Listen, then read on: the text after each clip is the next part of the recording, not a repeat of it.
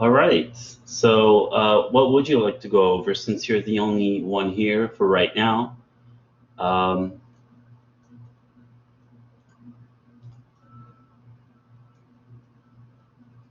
I have, just from the book,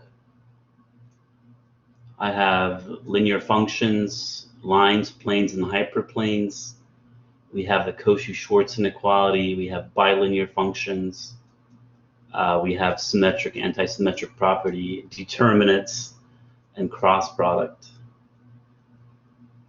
Your homework is focused on determinants of bigger matrices. Okay.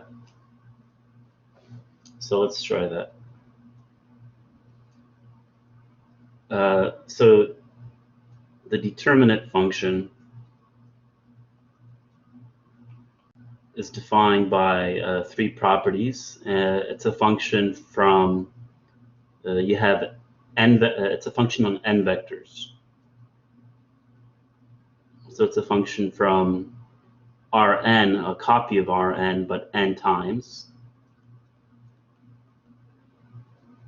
It just means you have n vectors for the input of the function.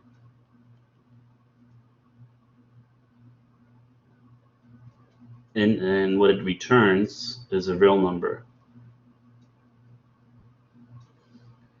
And this determinate function is completely characterized by three properties.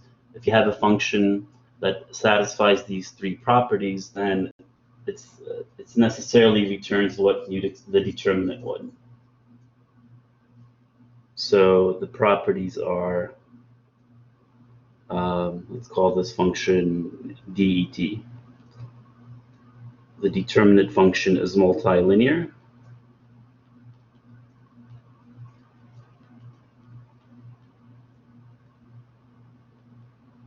It is, if you have two repeated vectors in the argument of your determinate function, the determinant returns 0. So let's write that as the determinant of a bunch of vectors, and then you have a copy.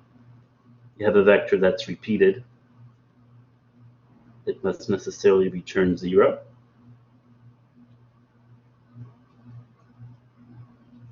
And the third property is that the determinant of the elementary column vectors, and do you know what that means? The like E, you know what E1, for example, is?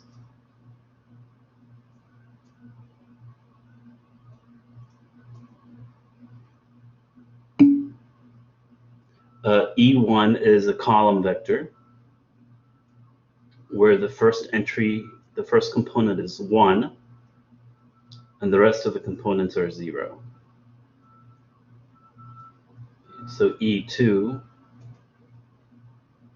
yeah, it's the columns of the identity matrix, that's right. So E2 would have, the second component is 1, and the rest of the components are 0. So it's true that if you stick these elementary columns into a matrix, it's exactly the identity matrix, that's right. And this property says that the determinant of the identity matrix is 1.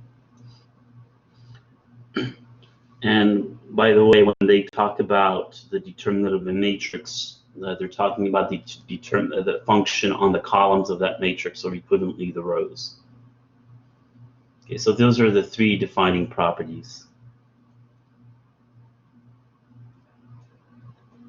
Okay. And from there, you can have you have some corollaries. Let me get my notes out.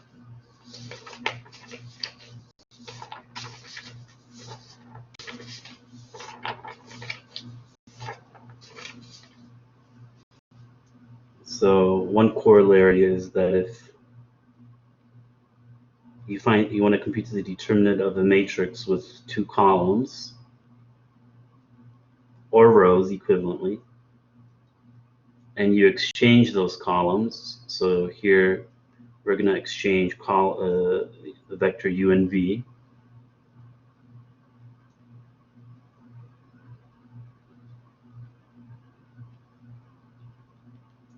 Do you know how the determinant is affected?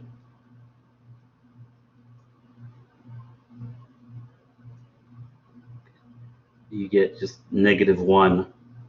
So exchanging a simple transposition of two columns or rows changes the determinant by a factor of -1.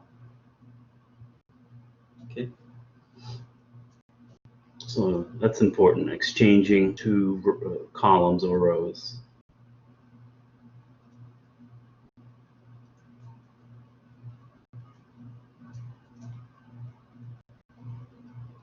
Changes the determinant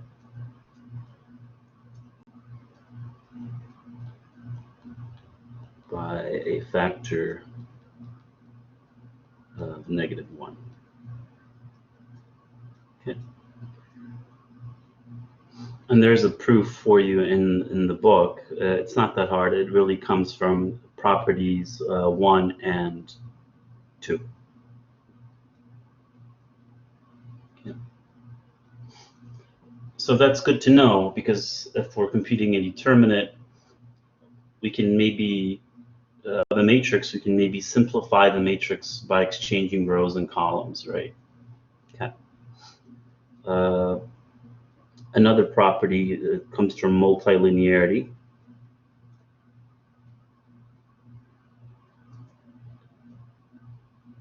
Let's see. If you have a constant times a vector for one of the arguments of your determinant, by linearity, multilinearity, you can pull that constant in front.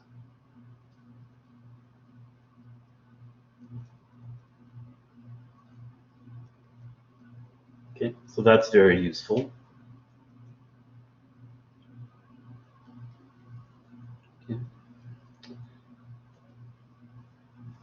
Okay, the third property I'll discuss, well, maybe should give you simple examples here. And then I'm going through these properties or corollaries so that we can use them to simplify the computation of a big matrix, determinant of a big matrix. Okay. So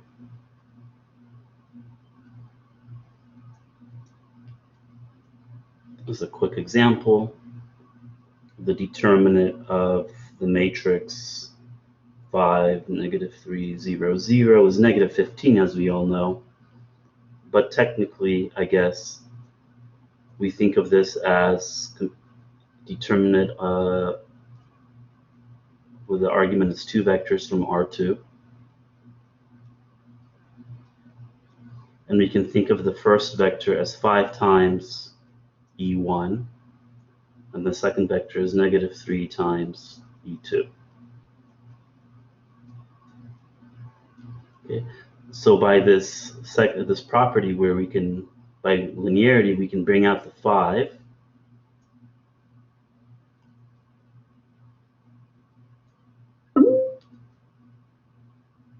Okay.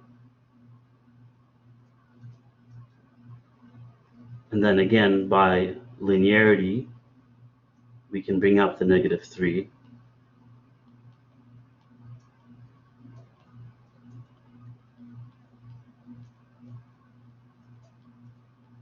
And this is just the determinant of the identity matrix. You have E1, E2. So we know that the defining property of determinant says that that's equal to 1. So that's -15. Okay.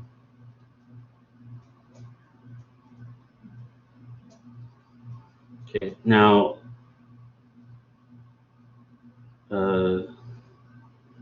there's another property. Okay. That if you apply a row operation or a column operation of this form, column I is replaced by column I plus or minus a multiple of a different column, or equivalently a row operation. Constant times row of j. So if you apply that kind of row or column operation, it does not change the determinant. This is especially useful in simplifying a big matrix in order to compute the determinant.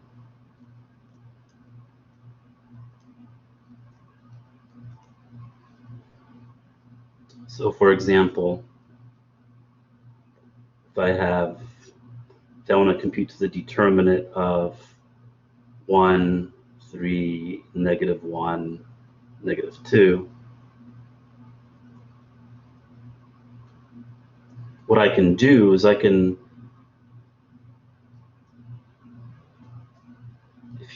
take this entry, this pivot, so to speak, and then replace row 2 with row 2 plus row 1, right?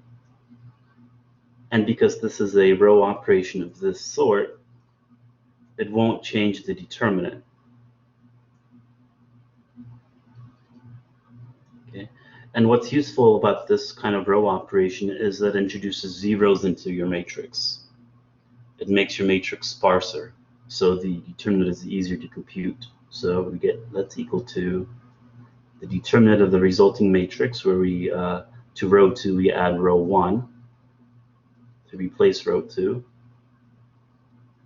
and now the determinant here is going to be 1.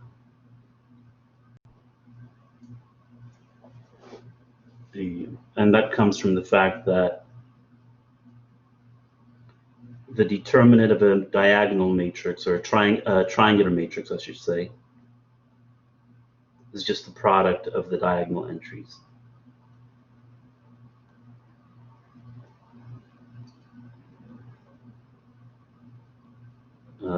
As long as I spell this correctly.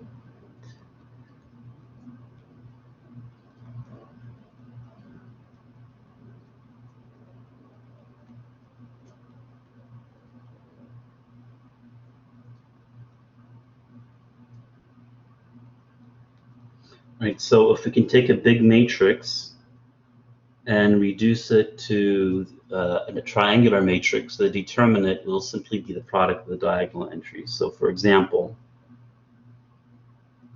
the determinant of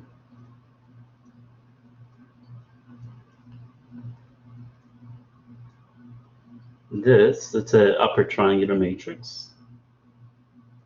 So the determinant is especially easy to compute. We can just multiply the diagonal entries. And you can derive this from the 3 properties of a determinant.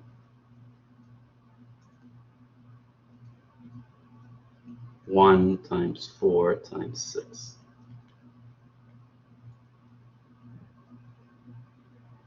Okay. So if you're like coding some kind of program that computes determinants for matrices, what you do is you code it to reduce the matrix to be triangular, and then multiply the diagonal entries. That's a more efficient way than computing it via the actual definition of determinant. So let's maybe look at an example of that. Okay. So let's compute the determinant of the following.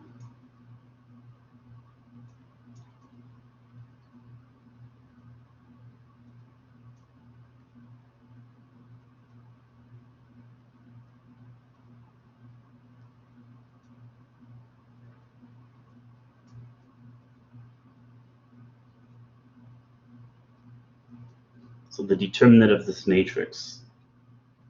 Okay.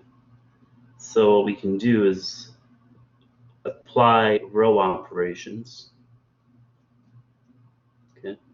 So we'll start with the pivot 1, and we're going to use it to zero the stuff out below it. And the key is that this kind of row operation, this kind of elimination move, doesn't change the determinant. So we're going to replace row 2 by subtracting from it 2 times row 1. And you see how that would give us a 0 over here. And this is so for linear algebra. And this should be really familiar if you took Math 2418, at least here at UTD. Okay. Also, we're going to replace row 3 by adding to it 3 times row 1 to turn this into a 0. And again, this kind of row operation does not change the determinant.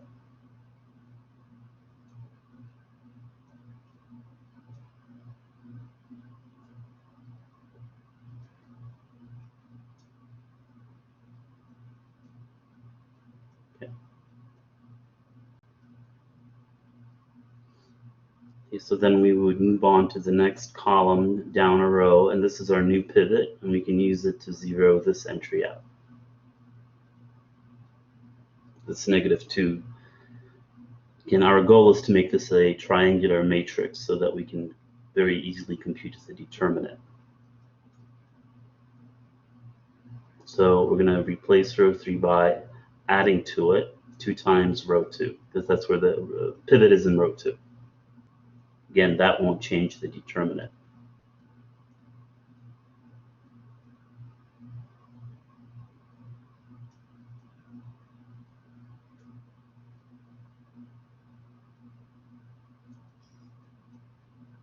Okay.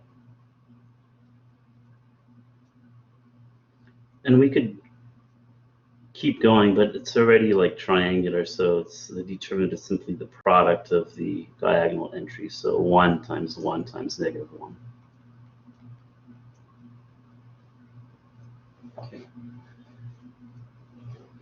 And do you recall, just as a review, what you call, like if you start with the vectors 1, 2, -3, -2, -3, 4. So these are the columns of the original matrix. And if the determinant is negative, that defines a negatively oriented simplex, right? A negative determinant.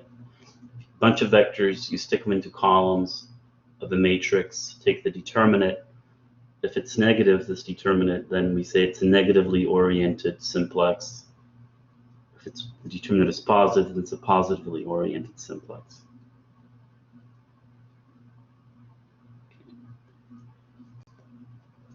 Let's look at your homework again, just so I can get a sense. I can share it. What kind of examples we need to do.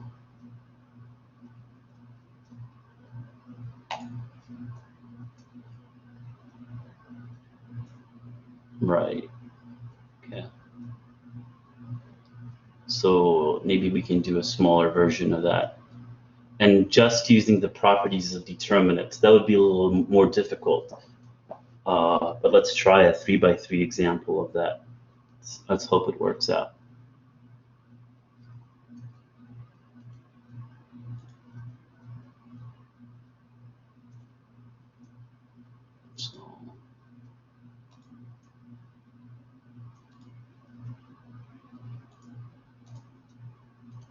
Okay.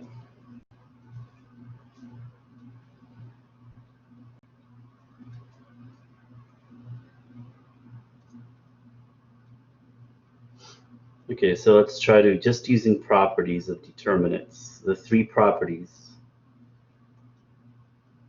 Again, I wish I had your professor's notes. So this is a symmetric matrix.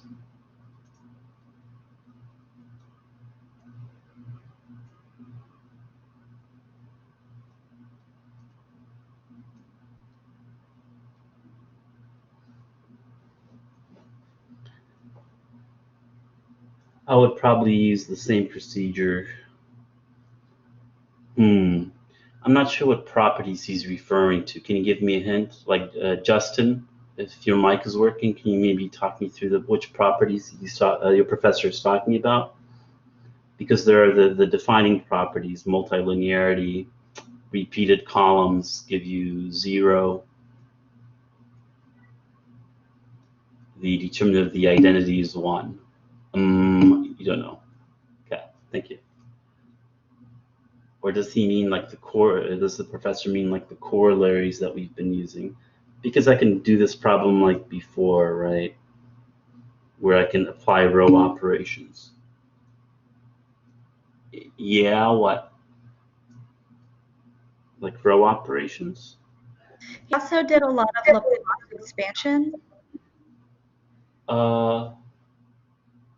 Yeah, so that's using the definition. Yeah, you could do that too. Do you want to review that process and then use the shortcuts? So first do it the Laplace way and then the shorter way? That would work for me.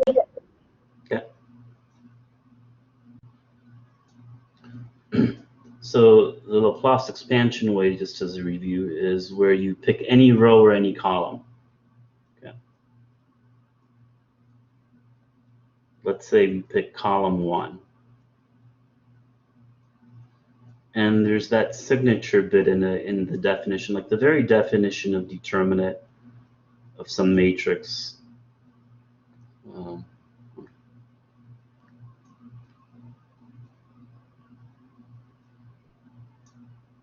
Has this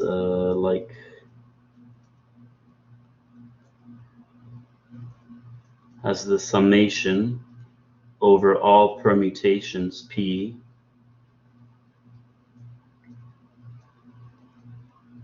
on n objects on n indices, so just 1 through n. And there's this like signature part, which just is either plus or minus 1. And then you have the product of the entries of the columns, where you permute 1, 1, I should say. Okay, I thought the eraser was easy. Okay.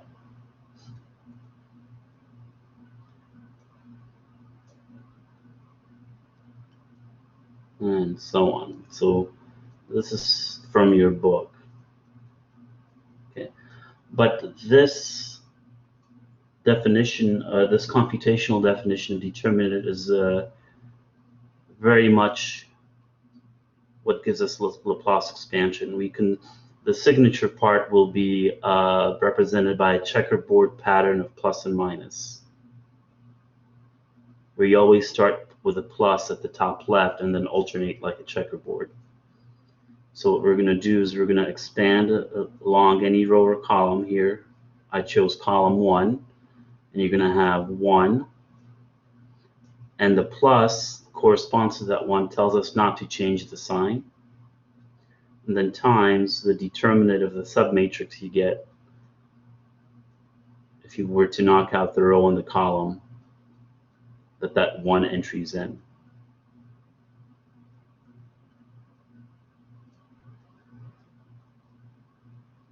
So next we have a 3, but the minus there tells us to change the sign, so negative 3. And you multiply by the determinant of the submatrix you get if you knock out the row and the column that 3 is in. So you get like, you knock that out, so you're left with the matrix 3, 6, 3, 1.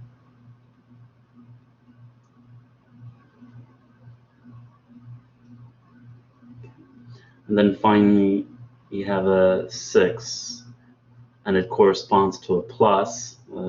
Signature is positive 1.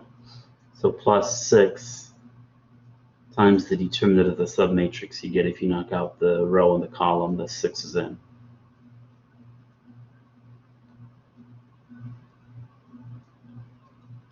So we get 3, 6, 1, 3. Okay.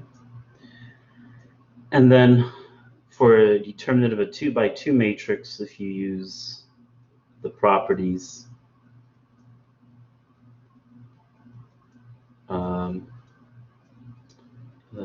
the axioms, you can show that this is just the thing that we kind of think of as cross product here, AD minus BC. So the determinants of these 2 by 2 matrices are pretty easy.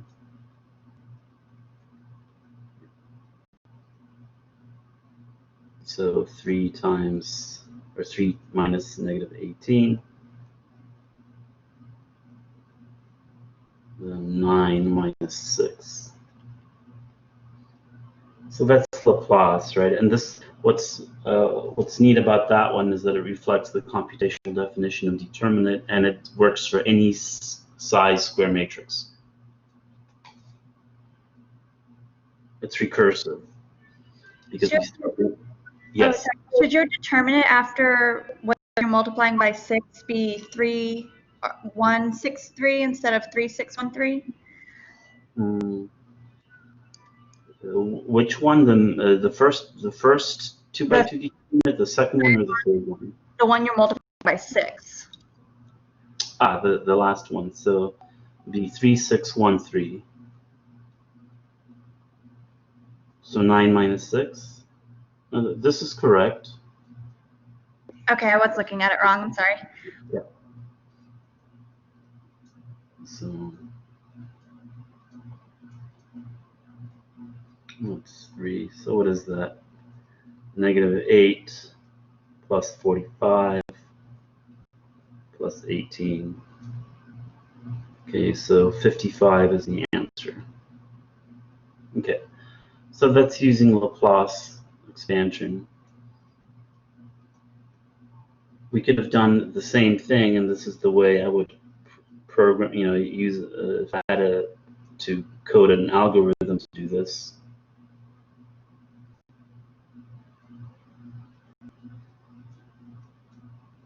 I would just use row operations to simplify this, or column operations, doesn't matter. So row 2 minus 3 times row 1 replaces row 2.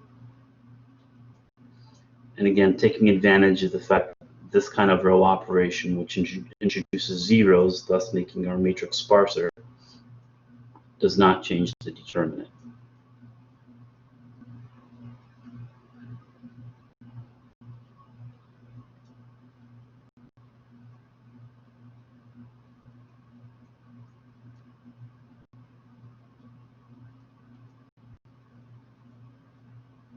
Okay.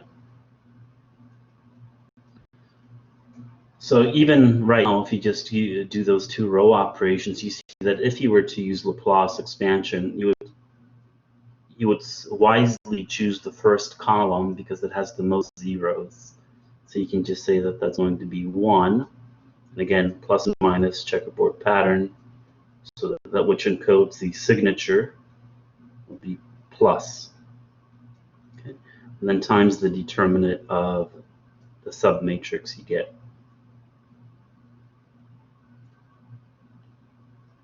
So even just, you see the benefit of introducing zeros, right? Even for Laplace expansion. So that's going to be 1 times 8 times 35 minus 15 squared. I don't know if somebody has a calculator, I guess. 280. What is 15 squared? Isn't it like 2...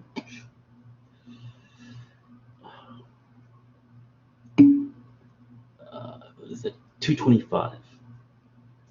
Okay, so that's equal to indeed 55 as before.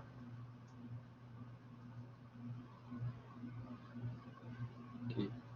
So I guess I'm not sure what your professor means by use properties of determinant, because it's either using the 3 defining properties or using the kind of row operation type of thing. So let's see what else is on your homework. And Justin, you can chime in if you have any particular topics you'd like to talk about. Okay. Cool. So let me see, look at the homework further.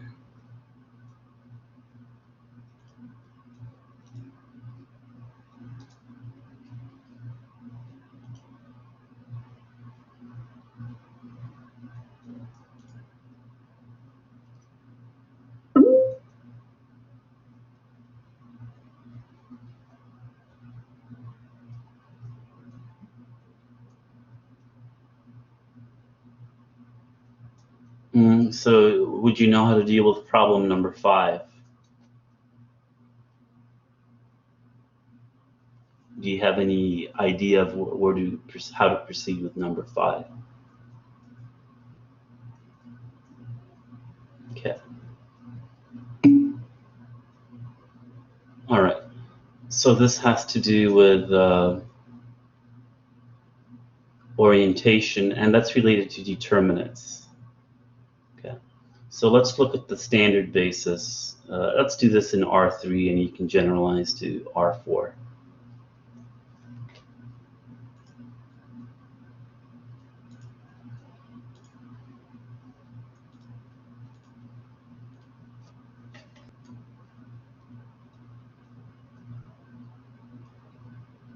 Okay. So in R3, we have the 3 standard basis vectors.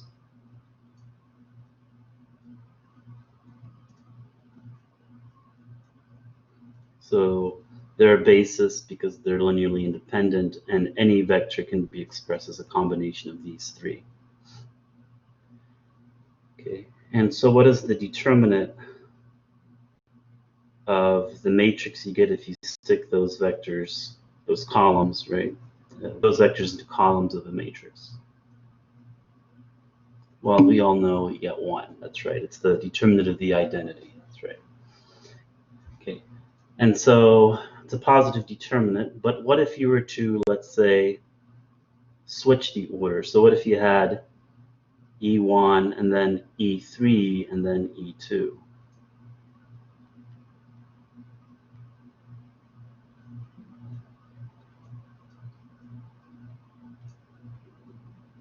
Okay, so of course there's a couple ways of thinking of that.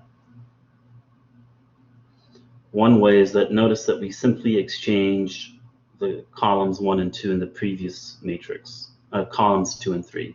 So what happens to a determinant if you exchange 2 columns or 2 rows?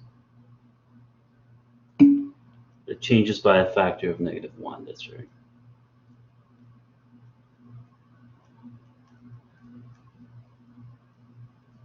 Okay. So when you take an ordered list of vectors and you stick them into columns of the matrix, and you get a positive number, we say that that ordered list of vectors is positively oriented. Right, so the procedure is ordered list of vectors, put them in the columns in the same order, obviously, compute the determinant. Positive means positively oriented ordered list of vectors. If, on the other hand, you get an ordered list of vectors like this, and the determinant turns out to be negative, negative determinant means a negative orientation.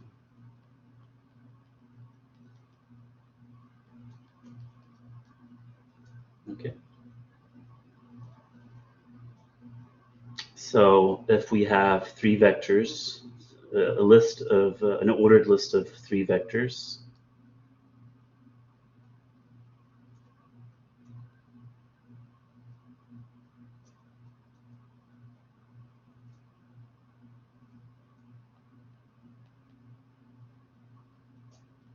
and we want to know whether that ordered list has a positive or negative orientation, what we do is we stick those vectors in the same order as they're listed into columns of a matrix.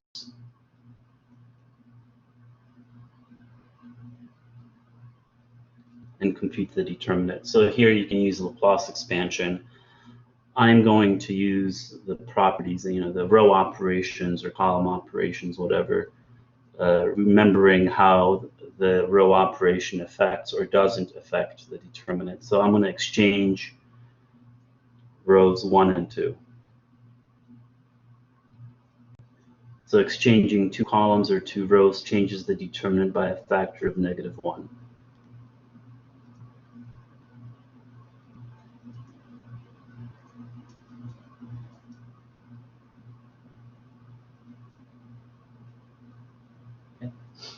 And then I'm going to use this pivot to zero this 2 out. And so we would use the row operation. We're going to subtract from row 3 2 times row 1. And that kind of row operation does not change the determinant.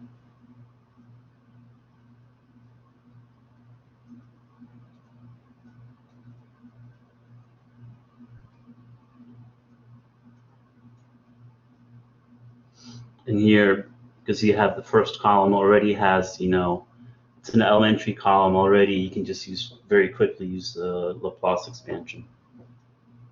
But I'll go ahead and, let's say, exchange rows 2 and 3.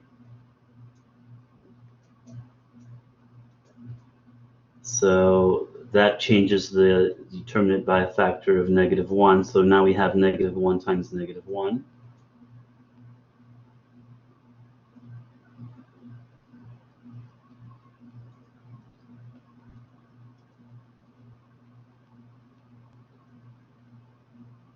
And then I would use this row operation to zero that out.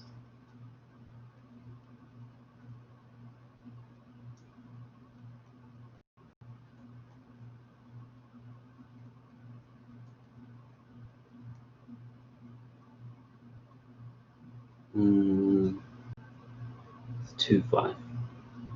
Okay. So now the determinant is we have a triangular matrix, so the determinant is simply the product of the diagonal entries. So 1 times -1 times 5. So our determinant is -5. Okay. So we would say that this list of ordered vectors, v1, v2, v3, is negatively oriented.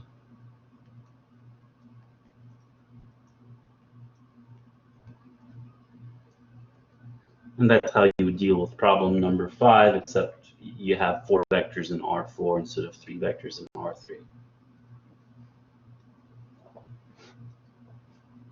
Okay. I hope that helps with problem 5.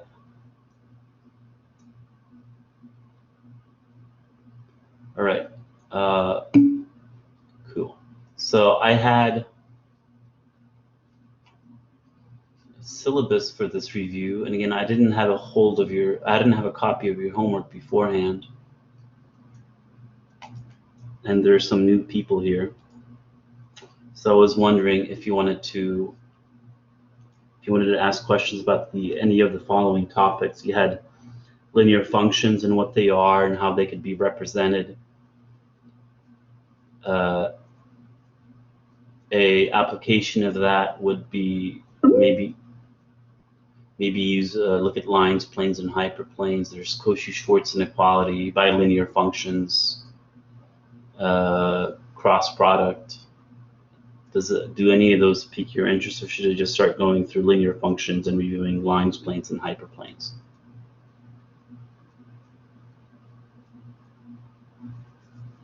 Okay. All right. So I think I'll just start going through linear functions then.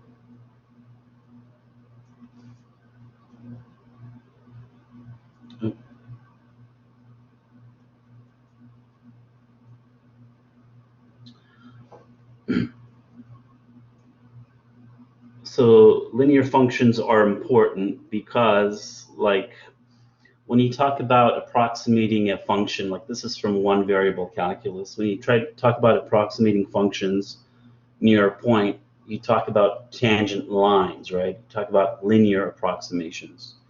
And this will be still true for functions of many variables, where you're going to be talking about linear approximations. So derivatives will correspond to linear functions, and that's why we're talking about them here.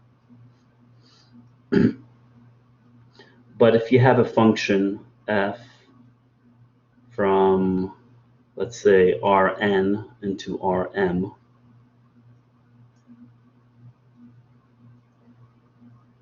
so the input is a vector with n components, the output is whatever, then we say that f is linear if it preserves linear, if the function of a linear combination of vectors is just the linear combination of the vectors evaluated in the function. So this is the defining statement for linearity. It has to satisfy this condition. And it's typically broken up into two separate parts, right? There's really two things that it says. It says that if you scale a vector, plug it into your function, if it's linear, then you can just bring out the constant, the scalar, and then evaluate the function. So the scalar kind of pops out in front of the function, so to speak.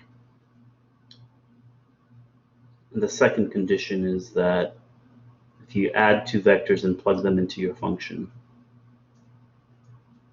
then that's the same thing as plugging the individual vectors into your function and adding the results. So very loosely and badly speaking, the function kind of distributes over the addition of the vectors, visually speaking, right?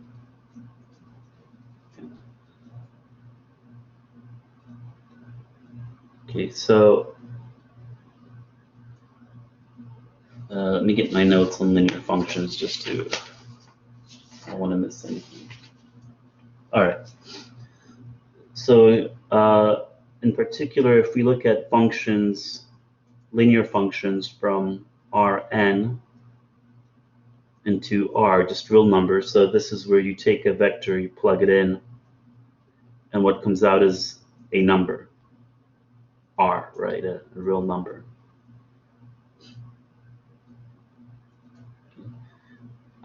If you have linearity, then this can be always, this linear function can always be expressed as C dot U, where C is defines the function.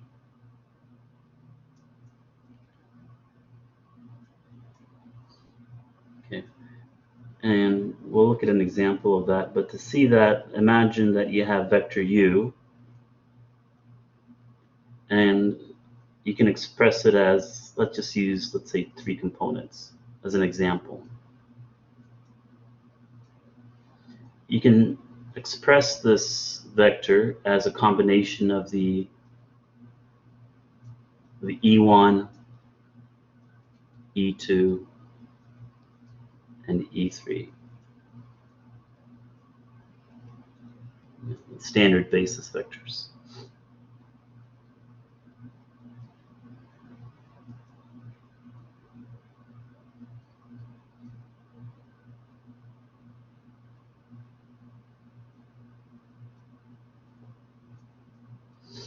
Okay, and because we're dealing with a linear function, we know that if we have a sum of a bunch of vectors plugged into our function, that's just the sum of the vectors evaluated. So this is by linearity.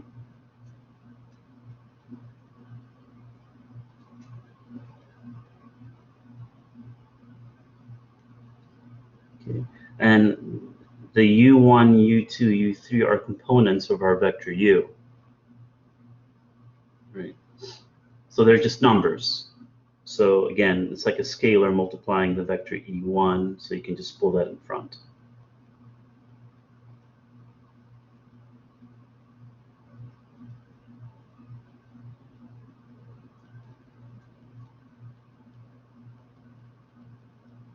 Okay. So you can then think of this as the dot product of a vector, which is like what the function does to the elementary columns. Like what is the function? The function at E1 gives you a number. Okay. The function at E2 gives you a number. Function of E3 gives you a number. And you're dotting that with the vector U1, U2, U3. Right, so as you can see, it's a dot product, right? Because we're multiplying the components of the first vector with the components of the second vector and adding the results. Okay, so as an example, what if we have a function on R3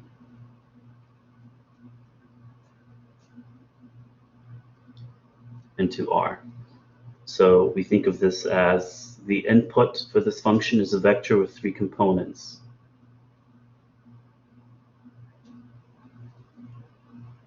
And let's say the number that the output is a number defined by the following expression: 2x1 minus x2 plus, let's say, 7x3. Okay, can you express this linear function as a dot product of some vector with the input vector with components x1 through x3? Can anybody give me the 3 components of this vector? Very good. It's just the coefficients in front of the x1, x2, x3, respectively.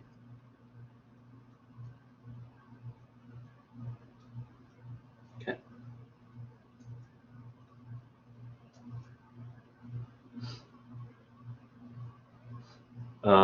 Sometimes we think of this as saying that this is really a matrix multiplication, where you have the matrix 2, negative 1/7 times this column vector there. It's equivalent, right? So if you have a vector A dot B, that's equivalent to saying A transpose dot B. A transpose times B, sorry. Okay, so what about if you have, instead, you have a function from, let's say, R3 to, well, let's use this in general, I guess.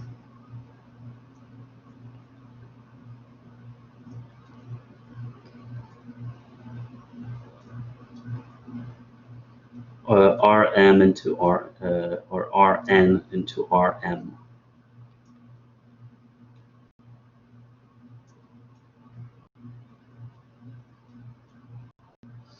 And it's linear. So here, the input for the function would be a vector where the vector belongs, it has n components, right? Because it's an Rn, that's the domain of the function.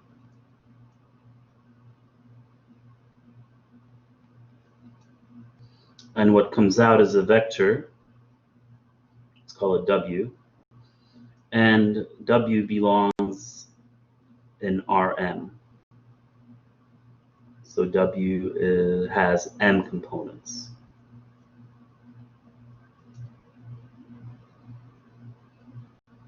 Okay. So I'll just do an example of, what I'm trying to give is the representation of this linear function as a matrix multiplication. Okay. So what I'm going to do is I'm going to say, okay, let's just pretend we're working with, we have a function from R3.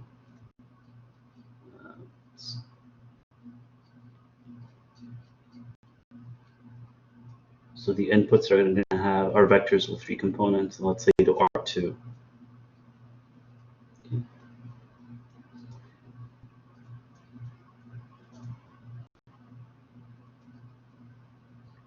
And so this is going to be defined by,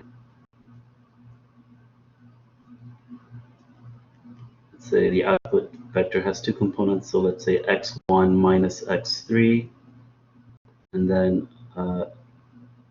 4 x2 minus 7 x3.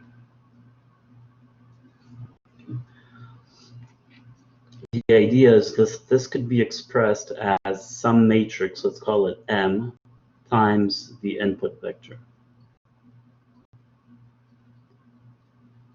So all linear transformations can be expressed as the matrix, all linear transformations from Rn to Rm can be expressed as a matrix times the input vector.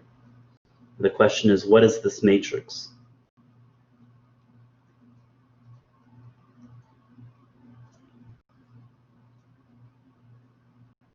So what you can do, one way to think of it is that, well,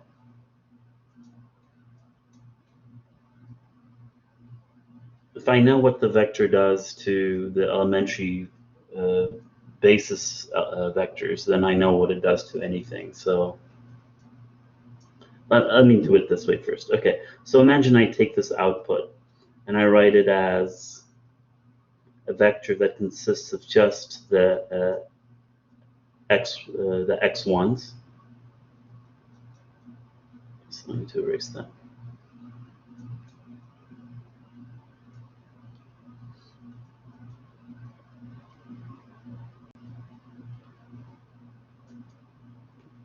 Plus a vector that contains just the x2s, the second components, plus a vector that consists of just the x3s. Is that clear what I did? I just noticed that if you add these vectors for the first component, you get x1 plus 0 minus x3. And if you add the second components, you get 4x2 minus 7x3.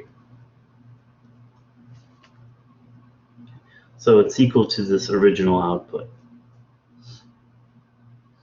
And then you say, well, I can think of this as a scalar that I can factor out.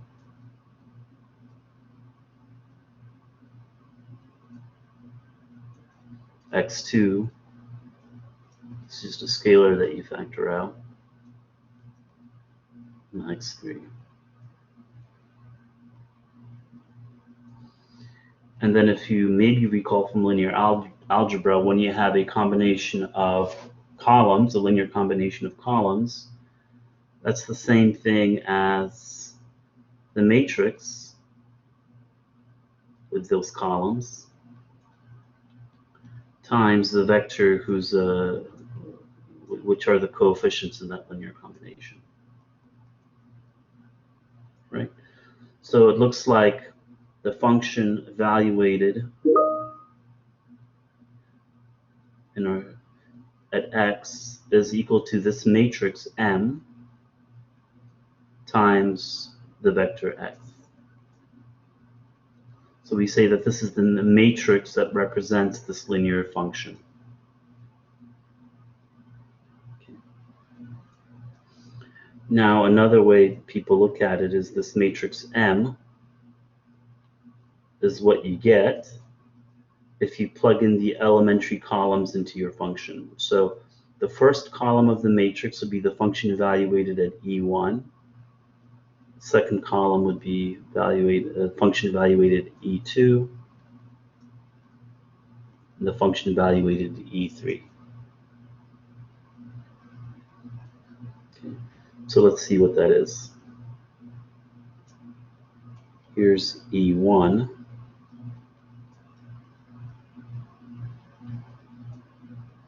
E2, E3, and let me rewrite what the definition of the function was.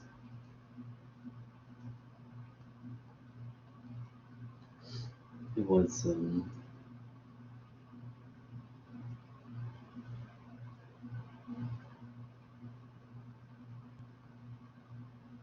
okay. So according to this definition of our function, if we plug in 1, 0, 0, x1 is 1, and everything else is 0. So you would get 1 minus 0, and then 0 minus 0. Okay. So second column, we see that x2 is 1, but the x1 and x3 are 0. So according to this, you would get 0, 4. And finally, evaluating our function at the third standard basis vector, we see that x3 equals 1, and the other variables are 0. So you indeed get the same matrix as before. And so that's the importance of linearity. I mean, that's where you take advantage of linearity, right? If you know what your linear function does to the basis vectors, let's say the standard basis vectors, you know what the function will do to any vector. Okay, that's why it's called the basis, right? Like every vector can be expressed as a combination of the basis vectors. So if you know what's going on with the basis vectors, you know what's going on with any vector. All right. Now, again, do you have any questions? I've just been going on and on. I looked at the homework and it's just all determinants, and we kind of already talked about it at the beginning.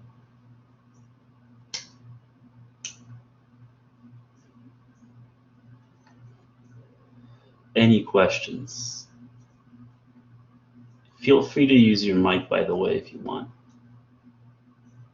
Or just keep chatting away here. Let's see. No questions. Very good. Thank you. All right. So now let's look at linear functions, let's say from Rn into R. Okay.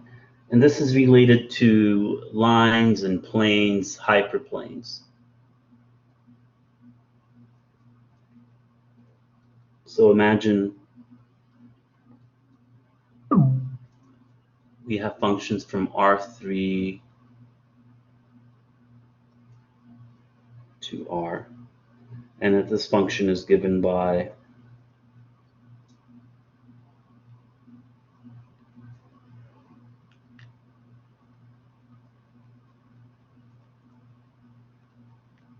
like so.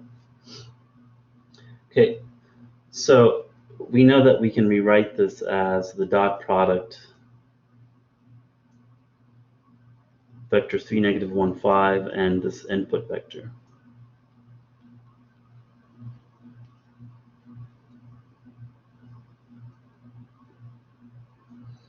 So what if I ask you, describe geometrically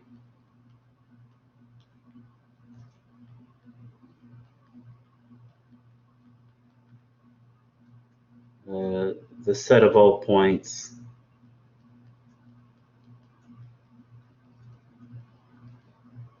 in R3 where the function,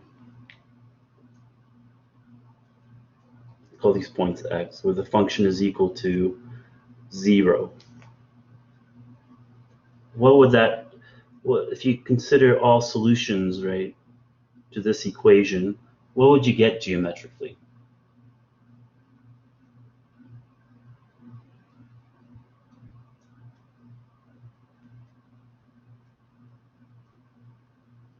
Any ideas?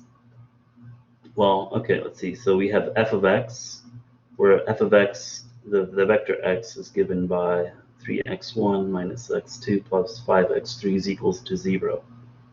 Okay, that's an equation. And what is that an equation of?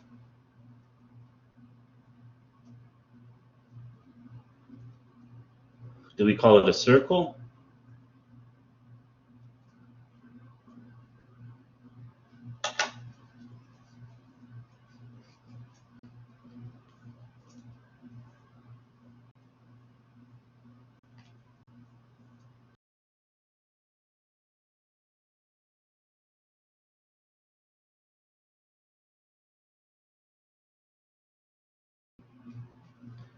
Do we call it a circle? No.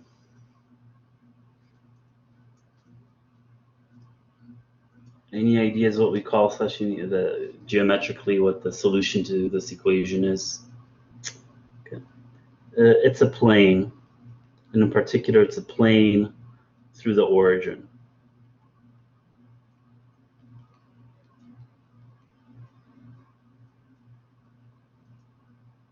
Right, so the standard equation of a plane looks like this. A plane in R3.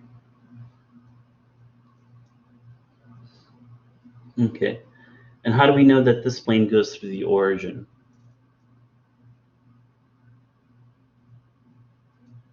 We know it goes through the origin because the right-hand side is 0, or better yet, because if you take the origin 0, 0, 0, it satisfies the equation defining this plane.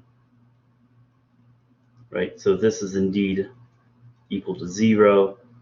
So we know that our vector, the origin here, is in the plane. So our plane contains the origin. That's right. Okay, so if we have space, we think of our plane as two-dimensional and contains the origin. If somebody then asked you, give me a vector which is perpendicular to this plane, could you give them an answer right away by looking at the equation of the plane? Yes. And of course, we all know that the coefficients for x1, x2, x3 give you the components of the vector which is normal or perpendicular to the plane.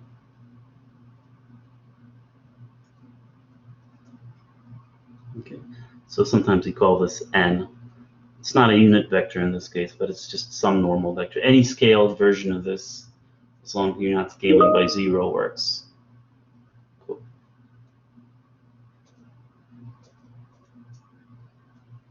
All right. So this suggests the way to characterize this plane to the origin is to say that it's, if you take any position vector from the origin to your point x, you see that the dot product of this normal vector and x is 0. Okay, and so what does that say about the position vector x with the normal vector? Geometrically, we say that if the dot product is 0, the two vectors are orthogonal. There's a 90-degree angle between them. Right? Okay. So we can characterize this plane as the collection of all vectors from the origin to point x, which are orthogonal to this normal vector. Right.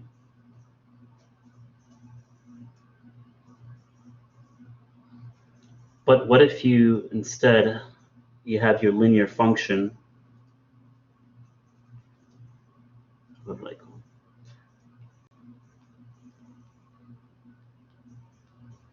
it? Okay, and you wanna describe geometrically all points, the collection of all points x, such that the function is equal to, let's say, 15.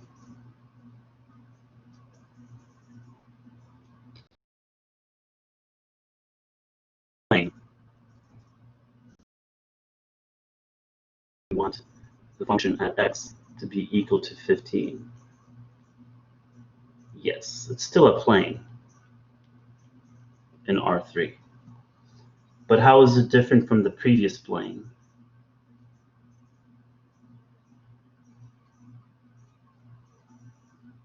Well, it doesn't contain the origin.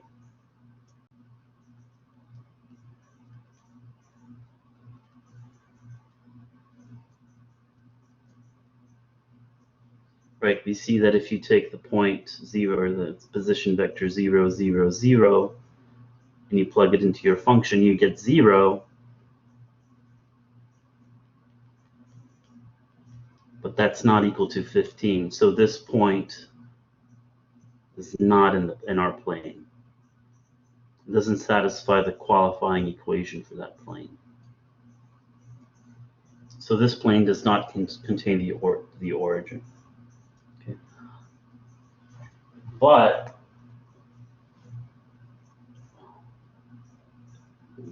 the plane that does go through the origin and this plane which doesn't, they're related. They're parallel planes because they have the same normal vector. They have parallel normal vectors. Oops. These are parallel planes.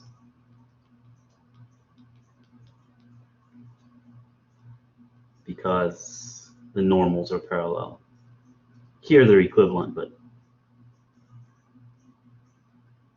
like, so they have the same slant, so to speak. Like, so you have the one plane through the origin, but the other one is like translated up or down. But they have the same normals. Okay. Okay, so if you took the plane that is through the origin,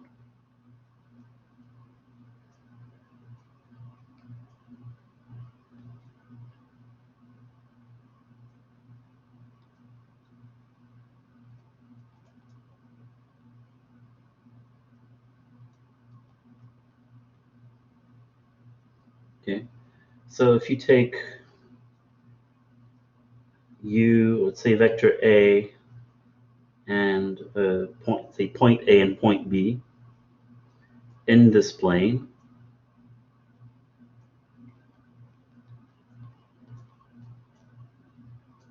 okay, and you add them, if you add these two vectors, would this resulting vector be in the plane?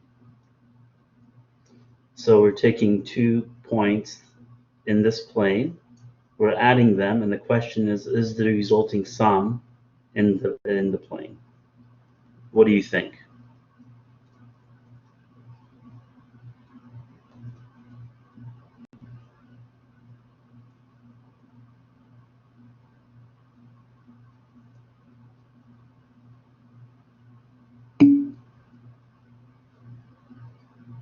A and B are points in 3 dimensions which satisfy the equation of the plane. So A is a point. I'm expressing it as a position vector from the origin. And it's in the plane, therefore it satisfies the equation of that plane. So we know that 3a1 minus a2 plus 5 times a3 is equal to 0. Likewise, B is a point in 3 dimensions, which is in the plane, so it must satisfy the equation of the plane. Okay. And so what I'm asking is, what can you, is the sum of those two vectors? So if you add those two vectors, of course we know we add vectors component-wise.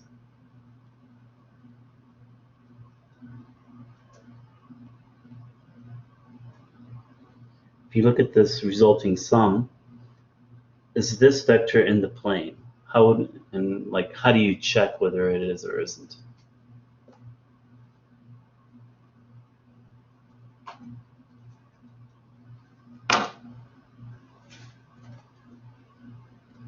Well, to check whether, like, so if I ask you, is this particular vector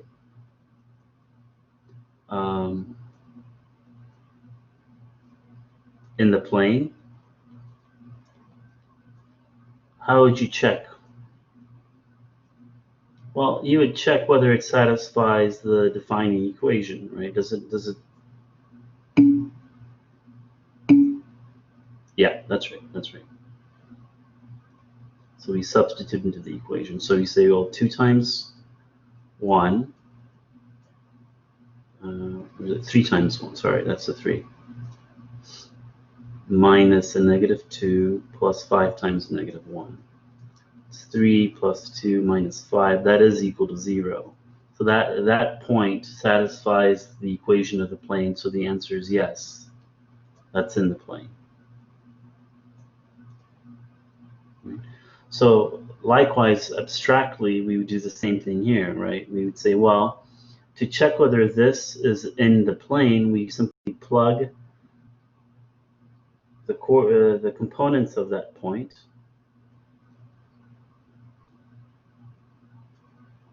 into the equation and see whether we get the correct right-hand side, whether we get 0 or not.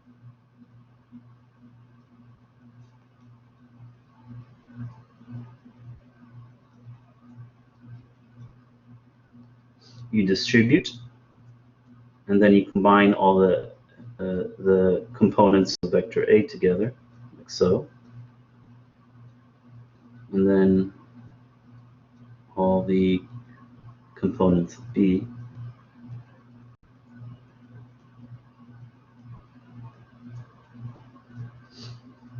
But if we group them like so, those first three terms together become what? Well, 0. Because we know that vector A was said to be in the plane in the first place, so it must satisfy the equation of that plane. So that's equal to 0. And likewise, vector B was in the plane, so it satisfies the equation of our plane, so that must be 0. Okay. So yes, since the components of this resulting vector satisfy the qualifying equation for our plane, A plus B is in our plane still. And that turns out to be true because our plane went through the origin. It wouldn't be true if our plane did not contain the origin. Okay. There's also problems involving, given 3 points space, find equation of a plane containing those 3 points. So, but I think our time is kind of up. I'm happy to answer any questions.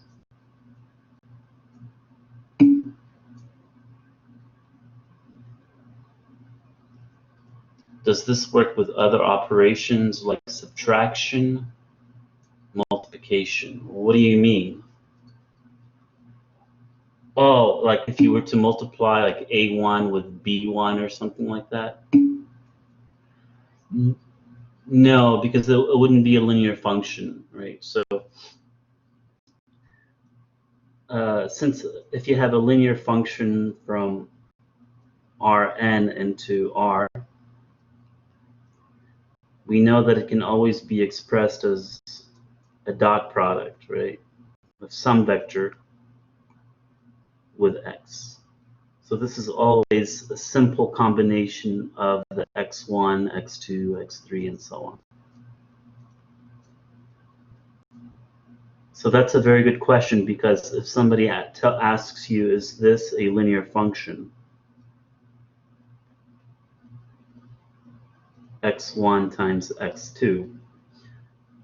There's a multiplication there. This is not linear for sure, because we already know ahead of time that any linear function has to be a simple combination of the single xi's, right?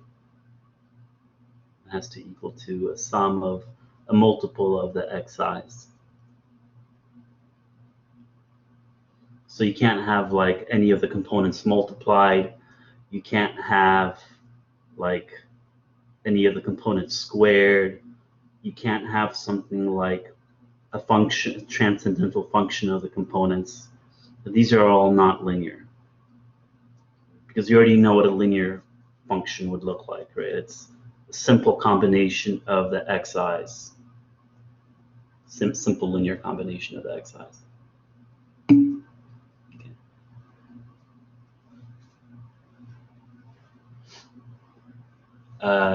Right. Oh boy, there's so many issues. Yeah, I don't have access to your e-learning yet. They're really behind. E-learning has their own problems these days they have to deal with. So I didn't get a chance to look at the homework ahead of time. So I was just going off what students were asking in the tutoring lab and chapter 1 of your Lax and Tarot book. So I'm not exactly sure what you're doing in class. Does it match what you're reading in your book or not? So what have you covered in class so far? Determinants I see because of the homework. Did you talk about linear functions, bilinear functions, cross product? Yeah, last week. Yeah. This week is hyperplanes. Yeah. Section 2.2. Oh, okay. topology. So, oh, nice. Like distances, open sets, yeah, open balls. Cool. Well, anyway, hopefully I'll get access to e-learning. I'll get a hold of your professor's notes or maybe watch the lectures. And I'll have a more tailored review for next time. But thank you for coming, okay? Remember, we have drop-in tutoring, okay, for your class. Okay, thank you. Appreciate it.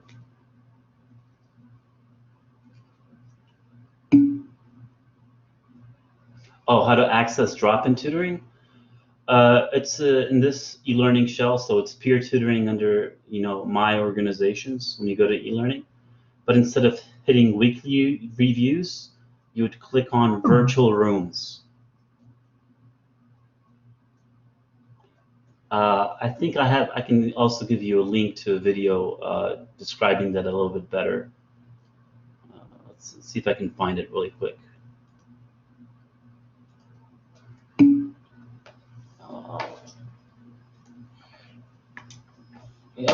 You know what? It should be.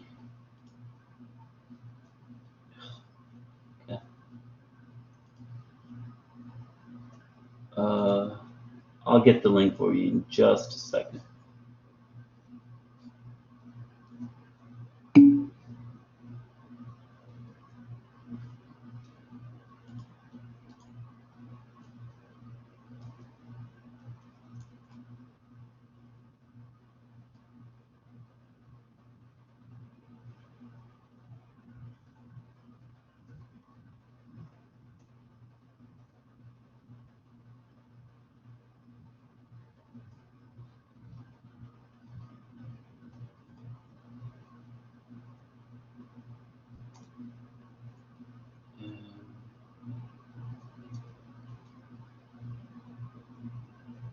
Oh, come on. There we go. I see it.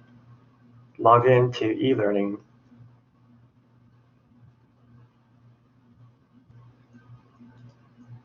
All right, there you go. There's the video explaining how to get to it. But you Next, scroll down to my organization.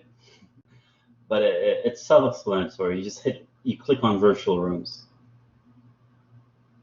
Open Monday through Thursday, 10 to 8, Friday, Saturday.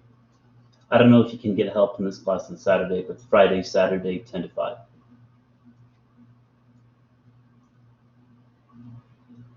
All right, I'll see you in the lab then. Thank you.